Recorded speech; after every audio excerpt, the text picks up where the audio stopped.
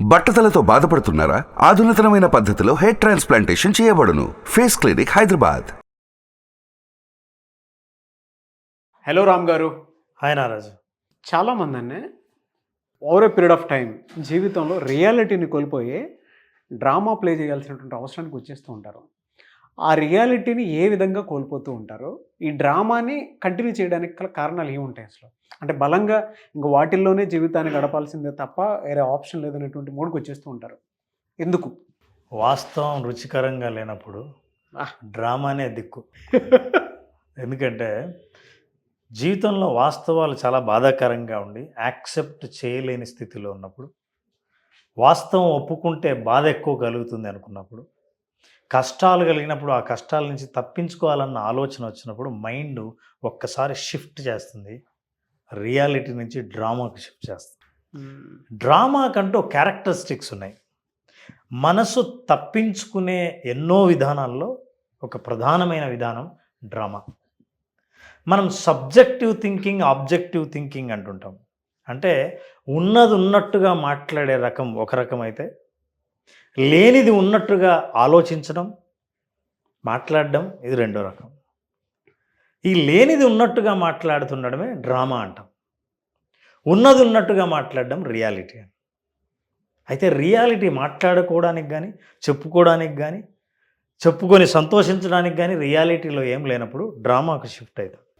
ఇది ఎలా అంటే ఏ కారణాల వల్ల రియాలిటీని కోల్పోవాల్సినటువంటి అవసరం వచ్చేస్తుందంటారు? సో ఈ రియాలిటీ బాగులేకపోవడానికి ఎన్నో కారణాలు అయి ఉండొచ్చు. స్వయంకృత అపరాధం అయి ఉండొచ్చు, ఫెయిల్యూర్ అయి ఉండొచ్చు, జీవితంలో తను చేసిన తప్పుల ప్రభావం తన మీద ఉంటే ఆ విషయాన్ని ఒప్పుకోలేకపోవడం అవ్వచ్చు, రియాలిటీలో ఫెయిల్యూర్స్ అవ్వచ్చు, గతంలో ఫేస్ చేసిన నష్టాలు అవ్వచ్చు, మోసపోవడం అవ్వచ్చు.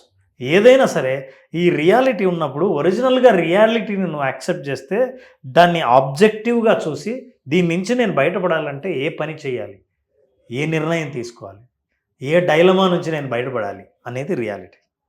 అయితే ఈ రియాలిటీనే ఆలోచన చేసినప్పుడు యాక్షన్లో దిగవలసి వస్తుంది. కానీ మనిషి ఎస్కేపిజాన్ని ఎప్పుడైతే కోరుకుంటాడో అప్పుడు డ్రామాను ఎన్నుకుంటాడు. డ్రామా ఈజ్ వెరీ సబ్జెక్టివ్, ఎమోషనల్గా ఉంటుంది, అందులో స్టోరీ ఉంటుంది, ఇందులో క్యారెక్టర్స్ ఉంటాయి, దాని గురించి మాట్లాడతాడు. నేను చెడిపోవడానికి కారణం ఎవరంటే అని, నేను బాగుపడకపోవడానికి ఎవరెవరు కారణం, ఏమేం చేశారంటే వెరీ డ్రమాటిక్ స్టోరీస్ చెప్తాడు. అట్లాగే నా కష్టాలు ఎట్లున్నాయంటే అని వాళ్ళ కష్టాలు వింటే ఆ కష్టాలు కూడా చాలా డ్రామాటిక్గా చెప్పినప్పుడు ఆ క్యారెక్టరిస్టిక్స్, ఆ ఎమోషన్, ఆ స్టోరీ మనిషిని ఇంకో లోకంలోకి తీసుకెళ్ళి వాస్తవాన్ని మరిచిపోయేటట్టు, వాస్తవం నుంచి తప్పించుకునేటట్టు చేస్తుంది. ఇది మనిషి కోపింగ్ మెకానిజంలో ఒక మెథడ్. అంటే తన్ను తాను కాపాడుకోవడానికి, నా తప్పేం లేదు, ఈ ప్రపంచాందే తప్పు, నా చుట్టూ ఉన్న సమాజం పరిస్థితి తప్పు, పరిస్థితులది తప్పు, ఇట్లాంటి బ్లేమ్ చేయడానికి మనిషి డ్రామాని ఎన్నుకుంటాడు. డ్రామాలో చాలా ట్విస్ట్స్ ఉంటాయి. అవతల డ్రామాకి అవతల వాళ్ళని ఈల్డ్ చేసే కెపాసిటీ ఉంటుంది. నా కష్టాలు రియాలిటీ చెప్పాననుకోండి, నారాజు ఏం లేదు, నా సోమరితనం వల్ల నేను సర్వనాశనం అయిపోయాను, చేయవలసిన యాక్షన్ చేయకుండా అట్లాగే ఉండిపోయాను, ఎవరిని పడితే వాళ్ళని నమ్మాను, నిజం చెప్పాలంటే అన్నీ ఈజీగా అయిపోతాయని నేను అనుకున్నాను, నా టైంని చాలా వేస్ట్ చేసుకున్నాను, ఇవన్నీ చెబితే నాగరాజు 10 నిమిషాలు తిడతాడు. ఫస్ట్ ఈ వాస్తవాన్ని నేను ఒప్పుకోవాలంటే నా అహంకారాన్ని వదులుకొని చెప్పాలి.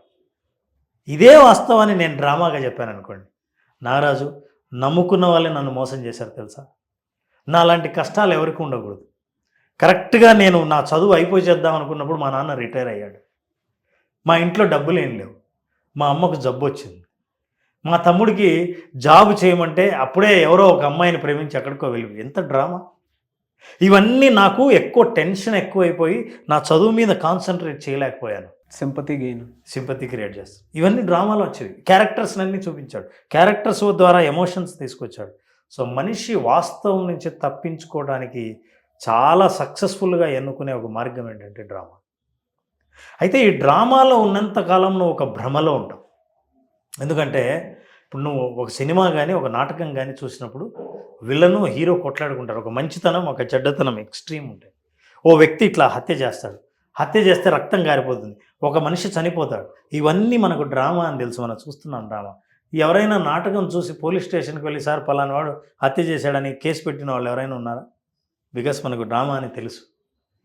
ఇక్కడ మనిషి వాస్తవం లేకుండా డ్రామా చూసినప్పుడు ఏంటంటే అందులో మునిగిపోయి మనిషిని ఎమోషనల్గా హైజాక్ చేస్తుంది drama. When you are emotionally hijacked, వాస్తవం అస్సలు కనిపించనట్టే ప్రవర్తిస్తాం. ఇలా మనిషి ఒక వాస్తవం నుంచి తన బాధ్యత నుంచి తప్పించుకోవడానికి సెలెక్ట్ చేసుకునే ఒక మార్గమే డ్రామా. ఈ డ్రామా అంత సబ్జెక్టివ్, అంటే ఊహించుకున్న పరిస్థితులు, భావించిన పరిస్థితులు అవి వాస్తవానికి కంటే పూర్తిగా విరుద్ధంగా ఉంటాయి. ఈ భావన నుంచి బయటపడి రియాలిటీని చూడాల్సిన అవసరం ఉంది. డ్రామా నుంచి బయటపడాలి. డ్రామాలో సింపతి, డ్రామాలో ఎమోషన్ ద్వారా అవతల వాళ్ళని అర్థం చేసుకునేటట్టు చేసి మిమ్మల్ని ప్రశ్నించకుండా చేయడం. ఈ డ్రామా వల్ల you will attract the audience. Audience ఎవరంటే నీ కష్టాలను నువ్వు చెప్పాల్సిన పరిస్థితి ఎవరికైతే వస్తుందో వాళ్ళందరినీ నువ్వు అట్రాక్ట్ చేస్తావు. వాళ్ళందరూ విని నీ మీద జాలి చూపిస్తారు. చివరికి ఏంటంటే అసలైన సమస్య తప్పుదారి బట్టి నువ్వు చెప్పిన క్యారెక్టరైజేషన్ స్టోరీ ద్వారా అవతల వాళ్ళు అది వాస్తవం అని నమ్మి నిన్ను యాక్సెప్ట్ చేస్తే అప్పుడు నువ్వు ఏ పని చేయకుండా నీ కష్టాలని నిజంగా ఇది కష్టాలు, నేను యాక్షన్ తీసుకోకపోతే ఎవరు తీసుకోరు అన్న విషయాన్ని నువ్వు మర్చిపోయి ఒక భ్రమలో జీవిస్తావు. కాబట్టి ఎవరైనా సరే ఈ రియాలిటీ నుంచి డ్రామాకు షిఫ్ట్ అయిన వాళ్ళు ఇది డ్రామా అనే విషయం తెలియాలి. తాత్కాలికంగా మనిషికి ఉపశమనం అందించవచ్చు, కానీ జీవితాన్ని డ్రామాలోనే జీవించడం చాలా ప్రమాదకరం. వీళ్ళ క్యారెక్టరిస్టిక్స్ ఎలా ఉంటాయి సార్ అసలు ఈ సింపథైజర్స్ది? Sympathizers characters first they start with the story. అంటే నా స్టోరీ ఏంటి చెప్తాను వినండి అన్నప్పుడే ఈజ్ కన్స్ట్రక్టింగ్. నా చిన్నతనం ఎలా జరిగిందంటే అని వెంటనే నేను స్టార్ట్ అవుతుంది. ఓహో ఇన్ని కష్టాలు పడ్డావా అని. The second they start characteristics. ఇదంతా స్టోరీ చెప్పడం. రెండవది మీరు జాగ్రత్తగా అబ్జర్వ్ చేస్తే ఈ డ్రామాలో ఉన్న వ్యక్తులు యాక్షన్ ఎప్పుడూ ఆపేస్తుంటారు. నిర్ణయాలు తీసుకోవడం, ఆ నిర్ణయాన్ని అమలు చేసి పనులు చేయటం ఎప్పుడూ ఆపేస్తుంటారు. పొరపాటున అవతల వ్యక్తి ఏంటి ఏమీ పని చేయలేదు, ఎందుకు నిర్ణయం తీసుకోలేదనే ప్రశ్నించకుండా ఈ డ్రామా క్రియేట్ చేస్తారు. సో వీళ్ళు యాక్షన్ ఆపేస్తుంటారు. Third, they start blaming this world. చుట్టూ ఉన్న వాళ్ళందరినీ బ్లేమ్ చేస్తారు. ఒక క్యారెక్టర్ ఇలా బిహేవ్ చేయడానికి కారణం ఏంటంటే క్యారెక్టర్ తప్పు కాదు, ఈ పరిస్థితులు వీళ్ళందరి ప్రవర్తనలు అని తను తాను తప్పించుకుంటాడు. ద ఫోర్త్ ఏంటంటే ఈ డ్రామాను నమ్మిన వ్యక్తి మెల్లిగా ఆ భ్రమలోంచి రియాలిటీ చూస్తున్న కొద్దీ భ్రమ అని తెలిసేటప్పటికే ఏ యాక్షన్ తీసుకోలేని పరిస్థితికి వెళ్ళిపోతాడు. ఒక ఒత్తిడిలోకి వెళ్ళిపోతాడు. ఇప్పుడు బయటపడాలని అనుకున్నా ఏం చెయ్యాలో ఏమి కనిపించదు, చుట్టూ డ్రామా క్యారెక్టర్సే పలకరిస్తూ ఉంటాయి. అక్కడి నుంచి బయటపడడం చాలా కష్టం. డిప్రెషన్లోకి వెళ్తాడు. తన ఆలోచనలు కూడా ఆగిపోతాయి. తర్వాత నేనేం చేయాలని తెలియకుండా ఇతరుల మీద ఆధారపడే పరిస్థితి వస్తుంది. చివరికి అగాధంలోకి వెళ్ళి పూర్తిగా ఆ ఊబిలో ఇరుక్కున్నాక ఎవరైనా బయట నుంచి చూసిన వాళ్ళకి అర్థమవుతుంది ఇన్నాళ్ళు డ్రామాల్లో ఉన్నాడు, ఇప్పుడు రియాలిటీ ఏంటంటే తను అగాధంలో ఉన్నాడు. అది బయటపడడం కూడా చాలా కష్టం. అలా బయటపడాలి అని అంటే చుట్టూ సపోర్ట్ తీసుకోవాలి, పరిస్థితుల్ని నమ్మాలి.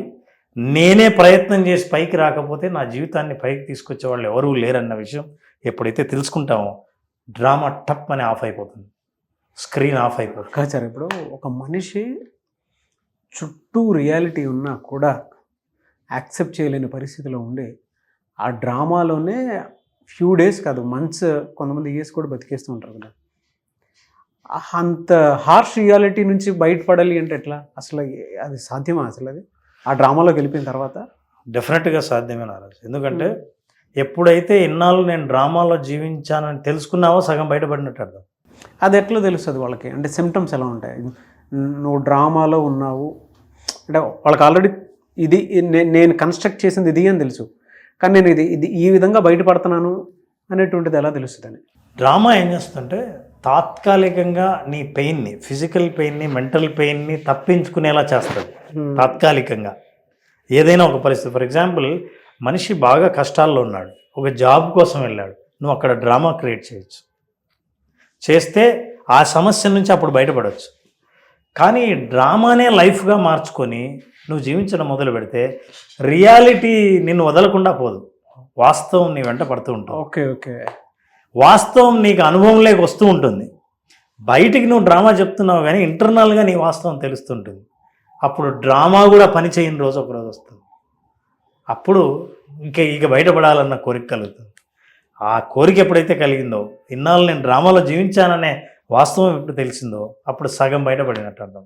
ఆ డ్యామేజ్నెస్లో బేర్ చేసుకున్నంత క్యాపబిలిటీ, సైకలాజికల్ క్యాపబిలిటీ ఉంటుంది సార్ అసలు మనిషికి ఉన్న కోరిక, నేను బయటపడాలి, నా భవిష్యత్తు నేను చూసుకోవాలి, నేను కోరుకున్న భవిష్యత్తు నేను పొందాలి అన్న కోరిక ఎంత గట్టిగా ఉంటుందో అంత సాధ్యమవుతుంది.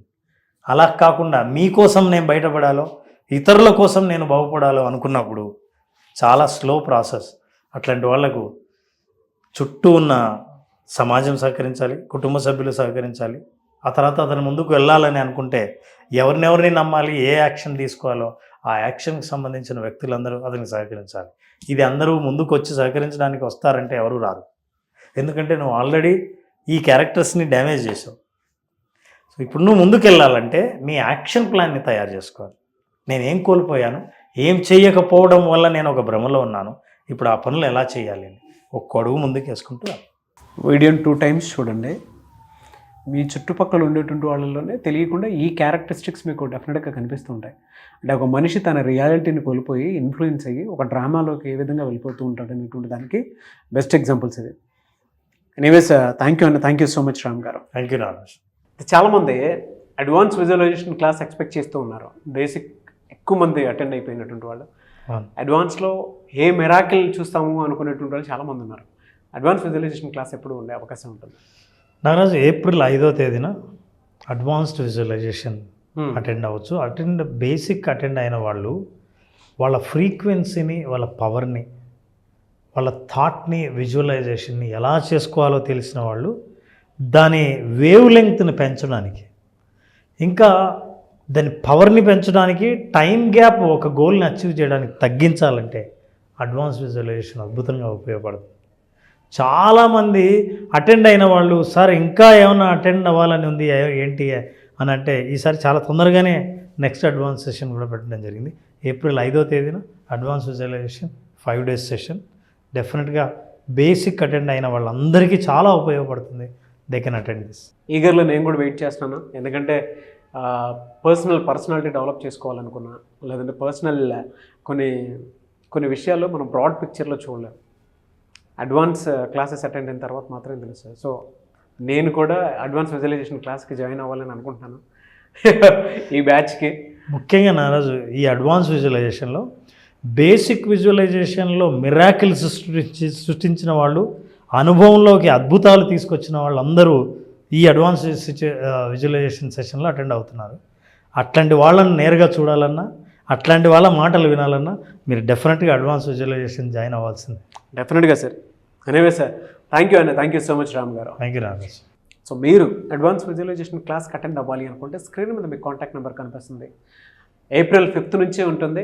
ఆసక్తి కలిగిన వారు మీరు స్క్రీన్ మీద కనిపిస్తున్న నెంబర్కి కాల్ ఆర్ మెసేజ్ వాట్సాప్ చేసి వెంటనే ఎన్రోల్ చేసుకోవచ్చు. ఒకవేళ మీ కాంటాక్ట్ నెంబర్ కనెక్ట్ అవ్వట్లేదంటే మిస్టర్ నాగ్ అఫీషియల్ 1 అన్న ఇన్స్టాగ్రామ్ ఐడి ఉంది. దానికి మీరు పర్సనల్ మెసేజ్ పెట్టినా కూడా నేను రామ్ గారి టీంకి ఫార్వర్డ్ చేస్తాను. ఆ విధంగానే సార్ మీరు అప్రోచ్ అవ్వచ్చు. సో ఒక మిరాకిల్ కనుక మీరు చూడాలి అనుకున్నటువంటి వాళ్ళు, మీ జీవితాన్ని ఇంకా బాగు చేసుకోవాలి అనుకున్నటువంటి వాళ్ళు ఎవరైతే ఉంటారో, త్రూ విజువలైజేషన్ క్లాస్, మీరు advance visualisation class tools and technique తోటి లైఫ్ని మార్చుకోవాలి అనుకున్నటువంటి వాళ్ళకి మాత్రం మంచి అవకాశం. ఆసక్తి కలిగిన వారు స్క్రీన్ మీద కనిపిస్తున్న నెంబర్ సంప్రదించండి. ఈ వీడియో లైక్ చేయండి, షేర్ మాత్రం తప్పకుండా చేయండి. ఇలాంటి మరిన్ని వీడియోస్ కోసం మా ఛానల్ ఫాలో అవ్వండి. Thank you. సుమన్ టీవీలో మీ పర్సనల్ అండ్ బిజినెస్ ప్రమోషన్స్ కోసం కింది నెంబర్కి కాంటాక్ట్ చేయండి.